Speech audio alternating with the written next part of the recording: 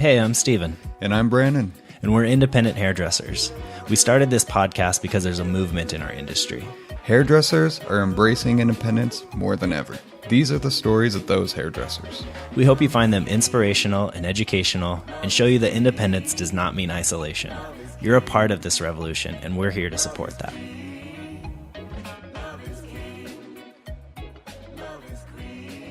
Okay, here's what I want to know. Brandon, who are we sitting with? We are sitting with Charlie Findahl. Correct. From Shearcraft, the sharpest dressed scissor man I've ever seen. Thank you. Well, so what I'd love to start off with is I want to get a little bit of history about who is Charlie Findahl for our audience and for myself. You started out doing hair. Are you still doing hair? Just for family. Excellent. Still in it. Still Yes, get your hands still dirty in the every once business. in a while. And then how that led to Shearcraft. How your path kind of came to there. And I have some really specific questions. As you know, we've talked a little bit about shears, and that's certainly something I want to share with our audience because I feel like sometimes that's a resource that's a little blurry. There's a lot of misinformation about shears. A lot of out marketing. there. A lot of marketing. As Gimmicks. a left-handed hairdresser myself, that adds another layer, another challenge on top of that. But before I go too deep, if you could just give me a little history about yourself and your hairdressing career and all that. My hairdressing career started in 1993. That was after 7 years of being with a Sebastian distributorship in Oklahoma. We had Sebastian, Wella, Tressa, Joico, Peter Hans, Rusk, Nioxin, very large house.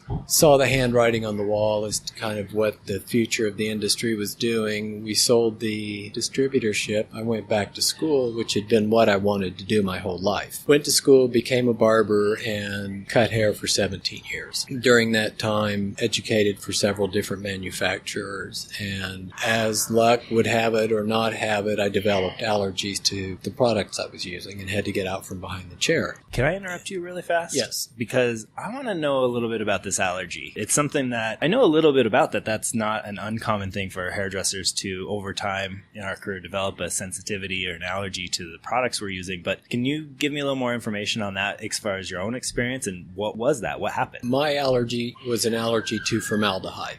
And it was called occupational contact dermatitis. And what happened was, over a period of time, my body started to reject formaldehyde. And initially it started just with skin cracking, skin peeling. Okay.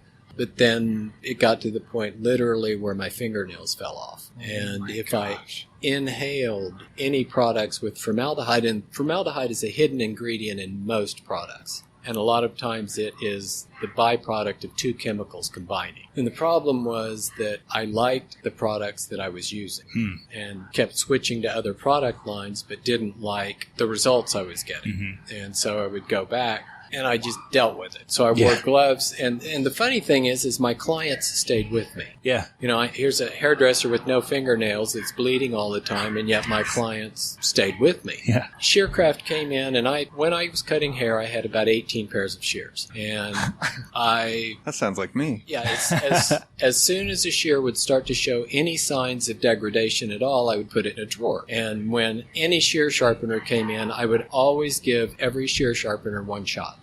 And then if they were really good, I told everybody they were good. If they were bad, I told the distributor sales reps, let everybody know this guy's not worth his salt. Shearcraft came in, let him sharpen one of my shears, and ended up letting him sharpen 6 pairs of shears that day. It was by far the best job I had ever had in my whole life. And I feel almost silly bringing this up, but because I've been doing hair this long, and maybe it's just that my experience with different sharpeners is pretty minimal. What constitutes a good sharpener? How would you distinguish somebody who did a great job versus somebody who didn't do a good job? Because my primary shear was a Hikari that I'd send back to the factory, so that was most of my experience. But can you maybe explain that, especially for our listeners? That's the thing is, when you give a dull shear to anybody and they give it back, it's going to cut better. Okay. And anybody can sharpen a cheap Chinese shear and make it cut better. It's when you get into the high-end shears that it really makes a difference on what type of equipment people use. And every shear sharpener says they have the best equipment. Every shear sharpener says everybody else does it wrong. That's true. Very few shear sharpeners restore a shear back to the original factory specs. Most of them over-convex shears to the point where the bevel on the shear or the convex starts to get so steep on the shear that you're grinding with your thumb. set on a shear is the way a shear is bent. Blades are not straight, so when you hold a blade up to the light, you can see light through the blade. If we sharpen a shear without adjusting the set and it's got bad set, the shear's not going to cut. So the set is the distance between the blades, right? Yes, but the blades are not bored straight. Okay, They're right. shaped... Since they have the curve to them. Shaped with a curve, yeah, so that when you close the blade, the only place that touches is right where the blades are touching. Just the contact point. Just and the it should be contact very small, like the amount of blade touching itself. Microscopic, and that little point has 60 to 80 pounds of pressure. So that when you completely close the shear, if you hold the shear up to the light like that, you can see That's why you can see through it. light through it. Yeah. Aha. But you can't tell if the shear is set properly unless you take it apart, hone it, and then put it on a set bar. Oh, okay. And that's not something that people are trained to do. And most shear sharpeners don't know how to set a shear even if it has bad set. That's one of the things that impressed me with Shearcraft was the guy that owns the company is as big a nerd as Sheldon.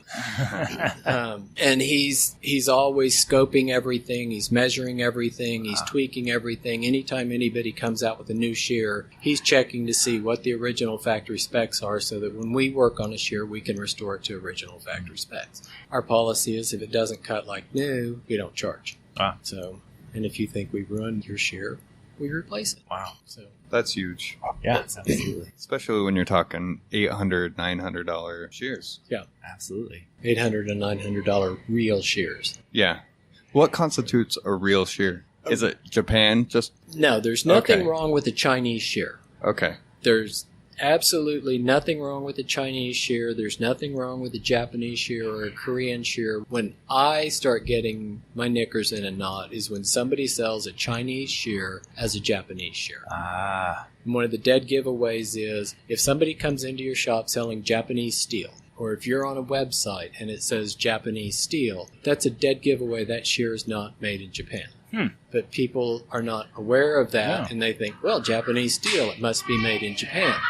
The Japanese don't stamp their shears Japanese steel. That seemed kind of silly. The Japanese, Yeah. and there are only about 10 companies in Japan that make shears. Okay. But the cost from the manufacturer for a Japanese shear is about 6 times the cost of a Chinese shear. Wow. But anytime any product anywhere becomes popular, the Chinese come in, knock it off, and mass produce it. Doesn't matter if it's headphones, iPads, bicycles, anything that becomes popular, the Chinese come in, undercut the market, mass produce it. Sure. A Chinese shear is fine. Okay. Chinese shear, when I get my knickers in a knot, is when somebody's selling a Chinese shear as a Japanese shear or selling a Chinese shear for $600. I see. I mean, because it just seems like a dead giveaway. When somebody is doing something like that, they're selling their product on the merit of somebody else's reputation, not just because, hey, we have this thing. It's good. It's fair, reasonable, whatever. Yeah, but the difference is the Japanese invented the Japanese shear. The Chinese learned how to mass produce it. So we were able to get a similar style shear that normally costs $600 for $125. Chinese shears tend to be a little crunchy, Okay. but the difference is the craftsmanship and the finishing. Most Chinese shears are machine made, machine finished, and when you get it, it's everything was machine made on it. Japanese shears, some are handmade start to finish. Some are machine made, hand finished. Okay. So what we've got is a higher quality steel. The steel industry in Japan is highly regulated. And the Japanese take great pride in everything that they do. And they set aside a certain percentage of their top grade steel for things like surgical tools, shears, what we call high performance items. Yeah. Well, and I'm going to nerd out a little bit because I really want to know, like, what makes good steel? Like, what makes something good steel and not good steel? Is it a purity of the steel? I mean, Is because it molybdenum? Yeah, I know it. Let's get technical. That's added, and that's something that the true Japanese shear manufacturers don't say what their steel is. So, and if you ask, when you go on a legit Japanese shear company's website, it just says special steel. Okay. So in order to compete, what other people started doing was saying it's VG10, it's ATS 314, it's Hitachi steel, Japanese steel. It most likely came from Japan. But they take the 10-karat steel, save it for themselves, and then they sell. And a shear that's forged in a plant in Japan, the process of melting that metal and forging it is different than in a factory that mass produces. And is that partly because it's highly regulated, like you spoke, or is it just that they have such higher standards that they maintain? They have very high standards, and they've also learned they don't give away any trade secrets, because anytime they say, this is what our steel is, they know that somebody's going to knock it off. So our steel is special steel. But some companies add molybdenum Exactly. and vanadium, and those are designed to make that steel softer. Okay. So that when you're cutting with a really high-end shear and you close it on that hair, you don't even feel it. Right. It just cuts. Whereas a cast shear is a crunchy shear. And Shearcraft carries mostly Japanese. Okay. Yes. All Japanese? We carry a few Korean blenders, and we have a few low-end Chinese lines for people that want to spend $150 for a shear. Yeah. Sure. What about what we do to our own shears? And actually, before I keep saying this, I want to just ask this at the beginning. Scissors, shears. Shears. Okay. Any particular reason? Some people say a shear is anything under 7 inches, a scissor is anything over 7 inches. I like to say if it's a convex or a clamshell inside, hollow grind, then it's a shear. If it's flat on the inside, it's a scissor. And when I was cutting hair, I was scared to death when I would go look at shears. I knew nothing about the shear industry, but I would go look at shears and it would say things like hollow grind. And I would think, well, that means it's hollow. Oh, yeah. Hollow grind does not mean that it's hollow. It means when those two blades go together, there's air in between those two blades because each blade is concave. So that the only thing that touches on that shear is the hone line, that little shiny line right along the edge. Whereas on a scissor, it's always touching. It's two flat surfaces rubbing together. Right. It keeps the blades from pushing apart. That would be the main reason for that. And that's something that the Japanese started doing way back in the 50s and 60s. They invented hollow grind, convex, outside edge shears. Before that, all shears were basically flat on the inside, flat on the outside, and had a bevel on them. It's great now that we're having this conversation. All these things, these questions I've had over the years are like popping in my head. And I realize like I don't want to take any of it for granted that myself or our listeners have any basic knowledge, because I like that you just brought up that when you were a stylist and you went to look at shears, you were intimidated by it because you had no idea. So I like that we can talk to you to like maybe guide us through that journey so we don't have to do it ourselves, so we can learn from your experience. So talking about all these basic things that, we need to know in order to make an informed decision on purchases. And then I was going to ask you earlier that I started getting into was what we're doing as hairdressers. I would assume that you can buy amazing shears and pretty quickly wreck them yourself by your own actions. I mean, I always get reprimanded from Hikari when I get them back from the factory. They tell me everything I did wrong and it's terribly crushing. But I'd love your perspective on that too. Like, imagine a great shear poorly maintained or poorly cared for. And what does care for mean? Yeah. 40 to 50% of the time when somebody gives me a shear and says it's not cutting right, it's because they've got the tension set wrong.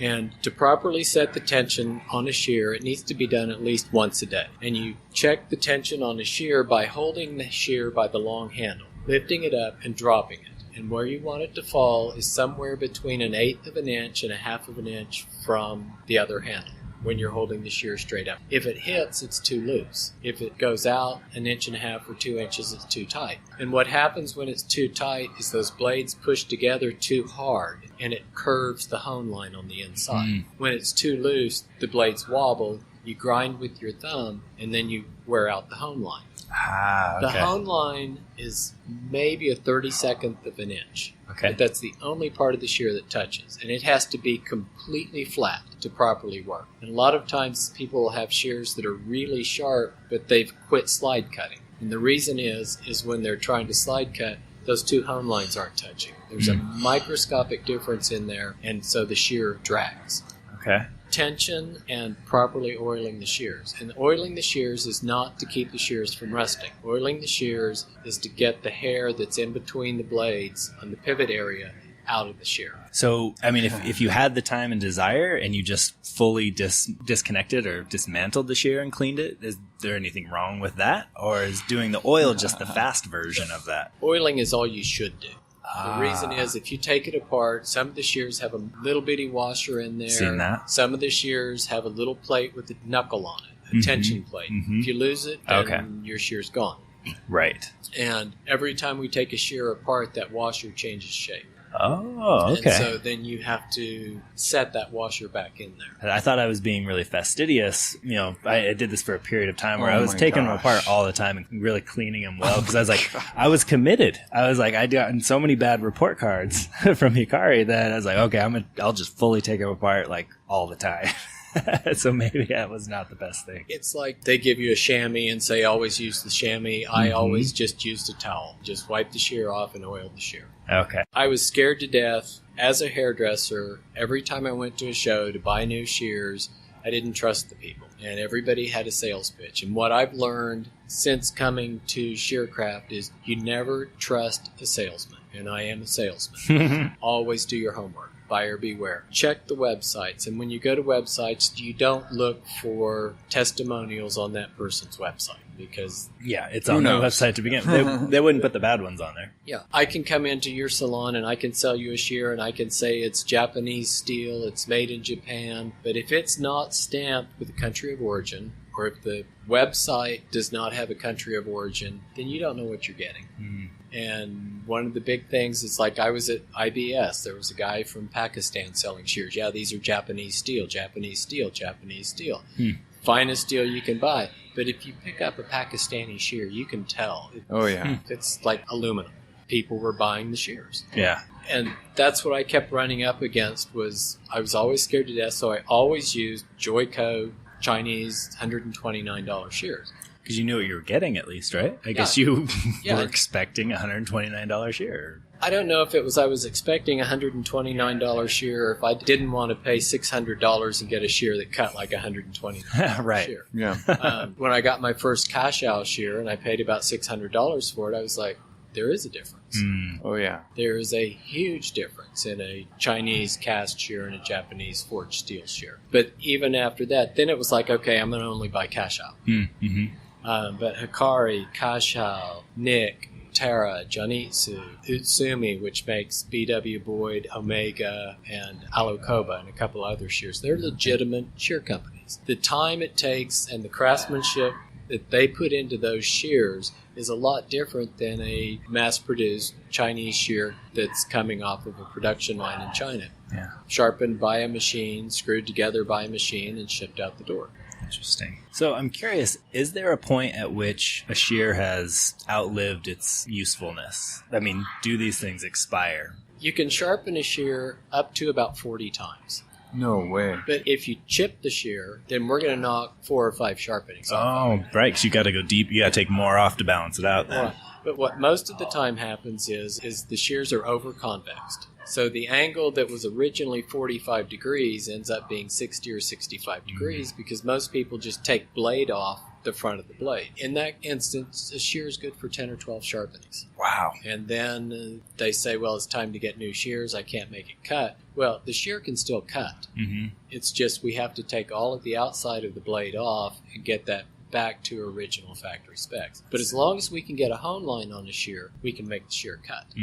What happens over time is a blade that was a half-inch tall from top to bottom, after 20 or 30 sharpenings is 3/8 of an inch wide.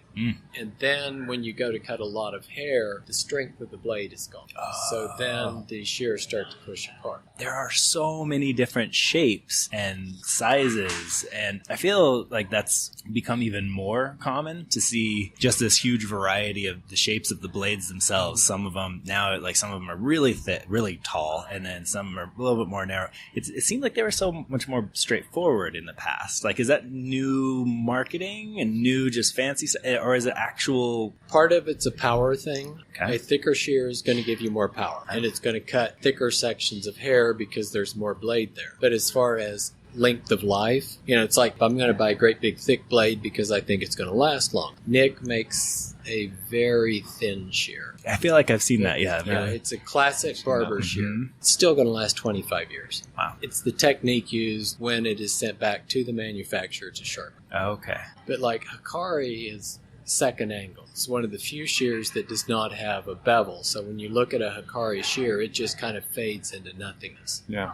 But then what they do, if they sent that shear out like that and you started cutting hair, it's going to chip because it's so thin at the very tip. But what they do is they come back and leather strop that shear like razors, right? And that folds that edge over and gives it more strength. Oh, okay. This is even more deep than I thought. There you go. Does everybody need, I think you mentioned you had 18 pairs of shears when you were doing hair, and like you had quite a few. I was a shear whore. Yeah. So how many shears does the average person need? Depends on how much business they do. But what I learned was I had shears for baby fine blonde hair that would push Latino hair and Asian hair. But if I used a good example is on natural redheads. Natural redheads have really thick hair. Some shears would push the red hair and other shears would cut it just fine. But the shears that would cut the natural redheads and the Latinos would fold baby fine blonde hair. Now, if I had one pair of shears, I could do it all, but what I would end up doing is using thumb pressure. Right.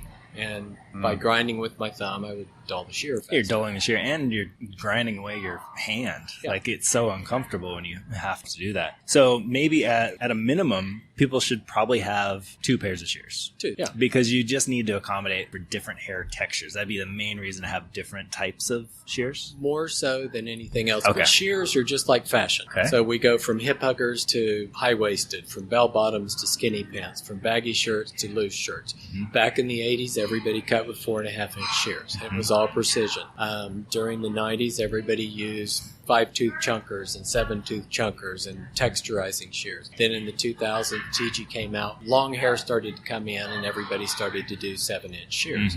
If I'm doing a man's haircut, I can do it scissor over comb really well with a 7-inch shear, but I can't trim around his ear. Right. And So you I look need silly trying to trim around someone's ear. a Yeah. 4.5 or a 5-inch shear to trim around somebody's ear. Detail work, I need a short shear. Yeah. And that's a preference thing. Okay. And that changes over time. What I tell people when I'm showing them shears, because there are so many styles, is you just picking up shears till you find one that fits in your hand. This is especially true, and I hate to say this, for the female stylist, because they all can relate to that little pair of black shoes they could not live without.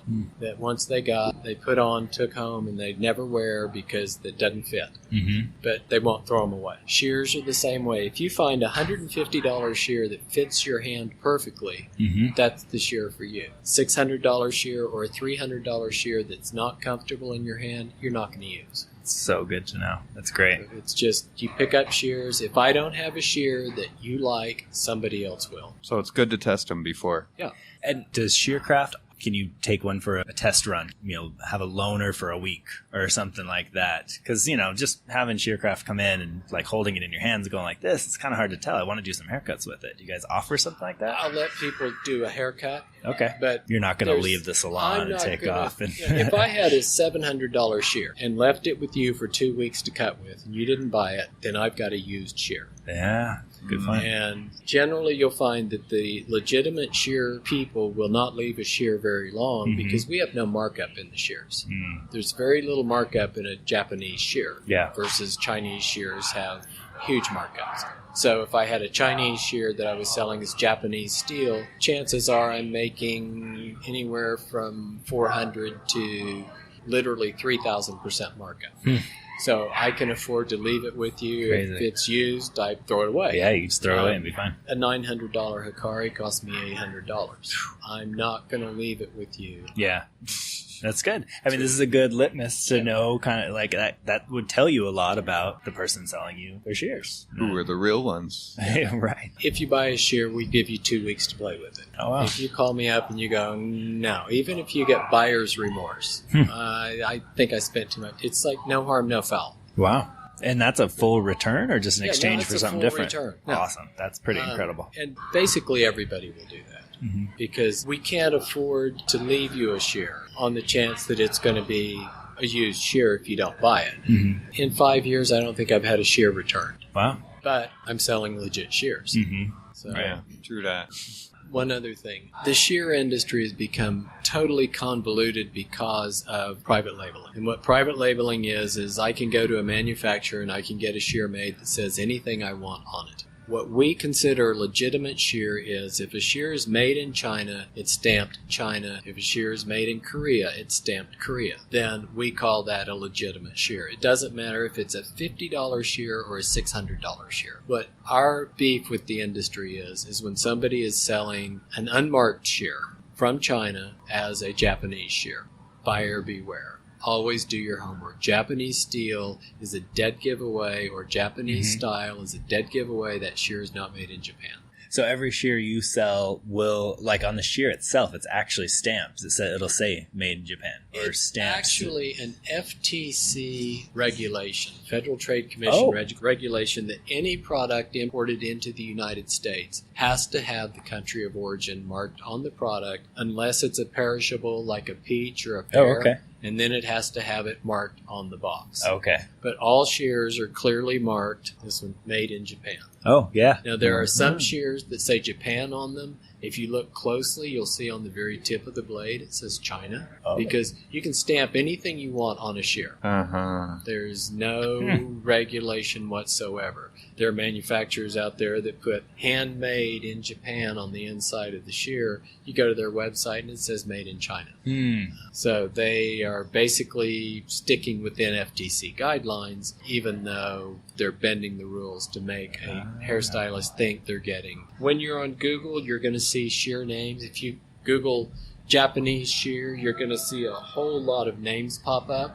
If there's a little yellow square up at the top left that says ad, that's an ad. Sure. And you start looking up shear after shear after shear, and you're going to start seeing names pop up. And so you get this name familiarity with such and such a shear, and you start thinking, oh, that must be a good shear. Not realizing that what you've been driven by is the advertising of that shear company. And you type in Japanese shear, and most of those ads are Chinese shear companies, private label shear companies selling Japanese steel shears.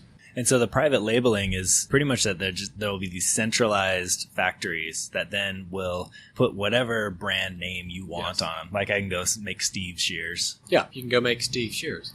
There we go. There's the next business. And that's what's happened in the last 10 years is we used to go to hair shows and we had choices of 7 or 8 shear companies. Now you go and you just see row after row after row after row of So shear confusing. manufacturing. That was the experience when I saw you at the show. I was actually kind of looking around and I was like, I don't recognize any of these names. And I'm really, actually, there were very few of the companies who I remembered. I was like, this They're person, now where's funky this person? colors and have weird handles and all sorts of gimmicks. The bigger the booth at the trade show, the higher the markup. Good So point. you look at the legit shear companies like Kasho, when they have a booth at a trade show, they've got a little bitty booth. Yeah. Hikari, a little bitty booth. Yeah. Utsumi, a little bitty booth.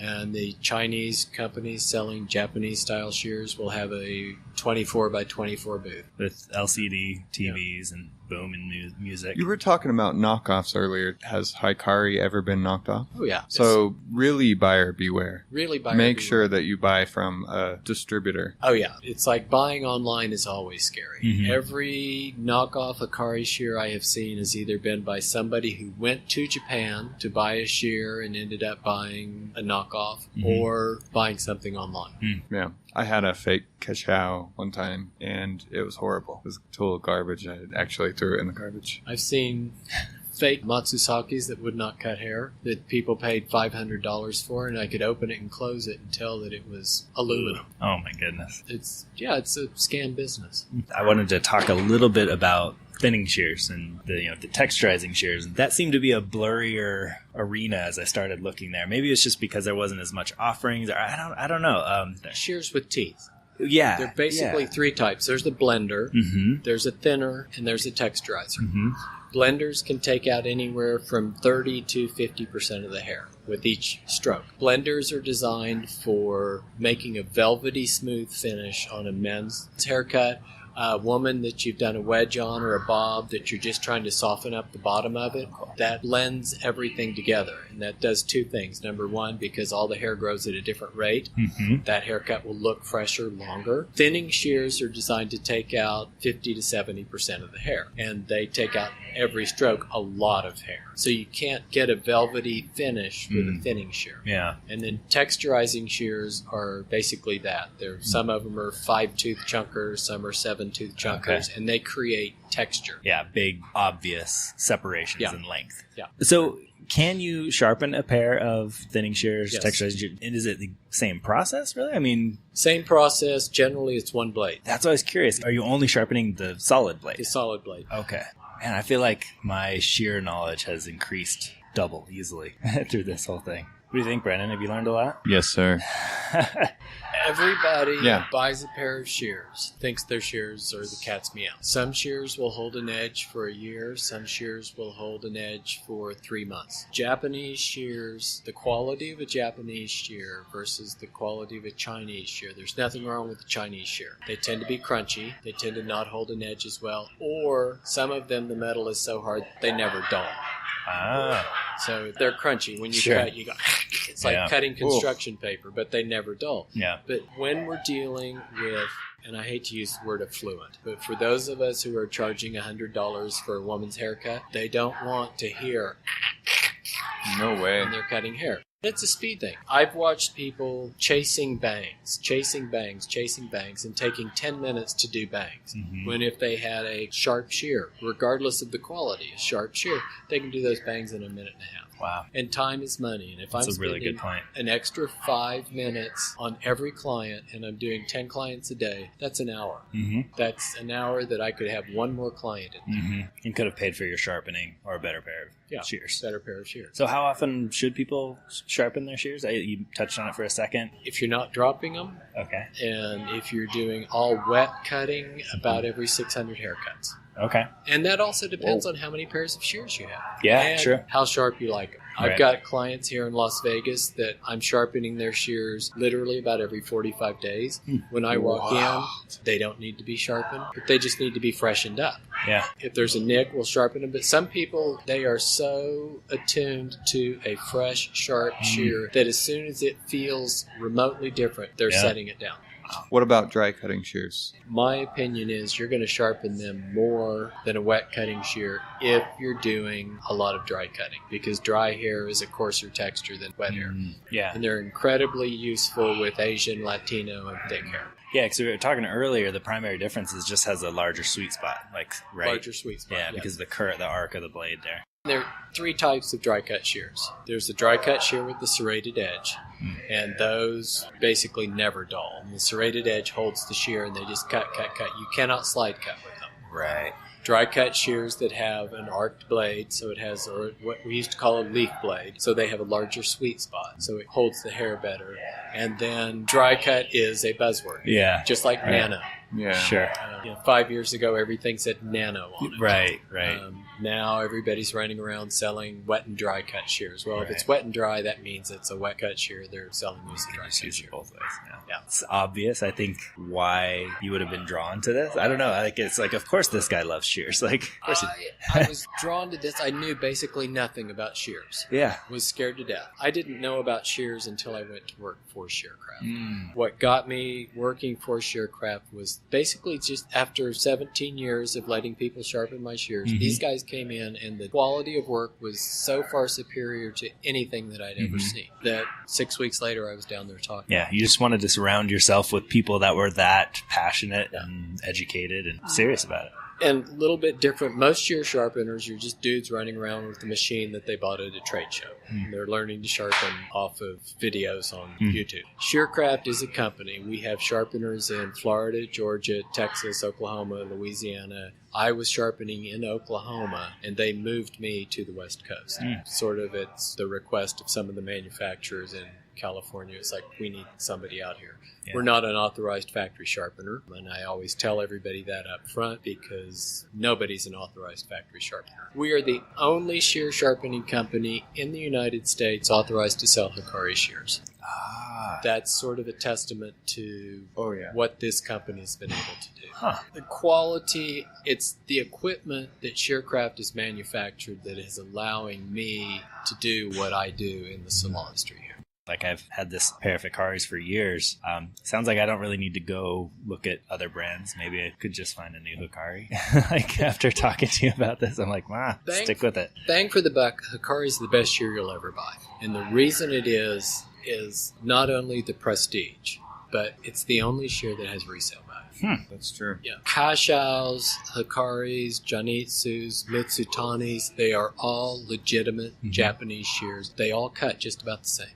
Okay. It's you Good pick to the know. one that feels best in your hand. It's Hikari is a tradition. Hikari is the company that basically started this whole industry, kind of just like Shaper. Remember when everybody was selling hairspray? It's just like Shaper. It's just like Hikari. Well, it's really not. Yeah. Then everybody came out with the dry shampoos. Well, it's just like Bumble and Bumble's dry shampoo. It's not. Yeah. But that's the mark that they're trying to get. And Hikari users, when they buy another shear, if they buy a Japanese shear, they're happy. If they buy a Japanese steel shear right out of the chute, they know that they have done. And that's true of Kashao users and Utsumi users. And the cool thing is the Japanese make 4 different levels of shears. So they all have entry-level shears. They have what's called good quality, superior quality, and then cat's meow. Yeah. So for the lefties out there, like myself, is there a particular company that has the most options? Because that's the biggest challenge I've had, is that there's just, the companies seem to have 1 or 2 left-handed shears. We are a 20-year-old company. And over 20 years, we have tried to sell lots of left-handed shears. Left-handed shears tend to be problematic. The reason is because they make a mirror image of a right-handed shear. Right-handed people and left-handed people cut different. They don't cut the same. Hikari has engineered their left-handed shears for left-handed people. It's a bit different. It's not like just making a mirror image. There are microscopic differences. And we've learned we just stay away. If you want a special order, a Tara lefty or a Kashao lefty, we will special order it. We've just learned what we like. Yeah. And the owner of our company is a lefty. So he's always playing with that. Okay. And there are a lot of companies that sell right-handed shears with the screw on the other side. And so what you've got is a shear that doesn't work. Yeah, that's definitely not a lefty. I can vouch for that. But they do that. Well, so the best way to get in contact with you?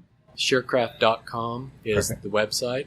That's where we've got YS Park, clips, combs, brushes, BW Boyd. We sell blow dryers, shears. Kelly Little Brush. Kelly Little Brush, yes. Basically anything that's not a wet line, we carry. Excellent. Everything we carry is next level products. You've basically taken that same approach to combs, brushes that you have, like you just said. You cherry pick the best of each company for shears. Same thing with the rest of it. Clips, combs, and brushes. Awesome. And they can find you on Facebook, Instagram. Yes. Perfect. I have exhausted all my questions. Do you have anything else, Brandon?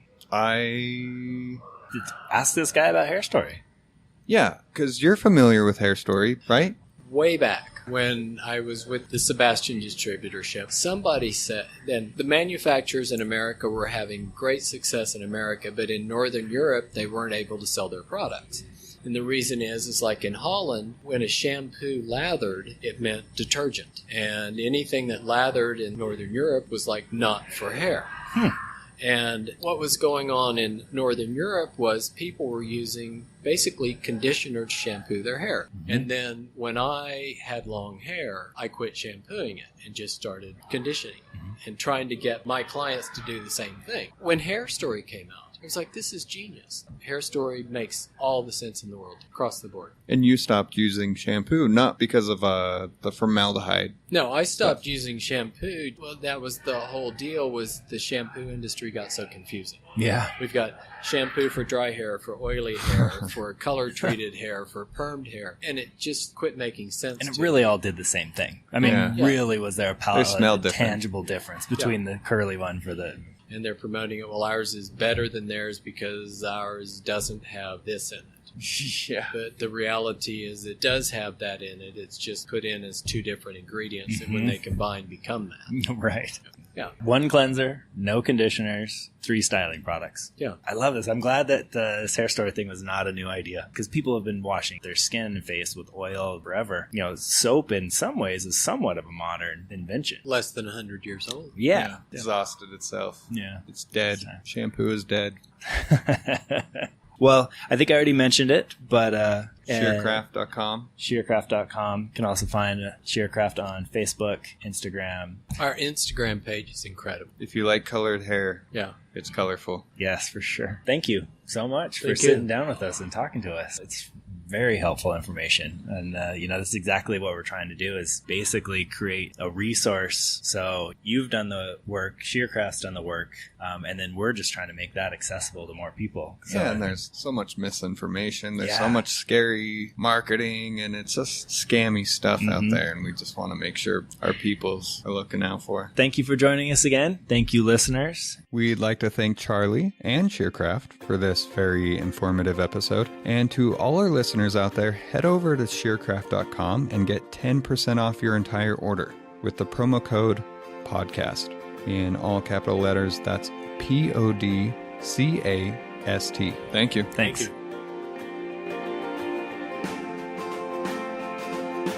Thank you for joining us for this episode. We hope you liked it as much as we loved making it. For more information about us, our guests, or anything else you heard today, please go to detergentinsurgents.com. Victory, victory is within me. And I remember I have a long way to go. And I know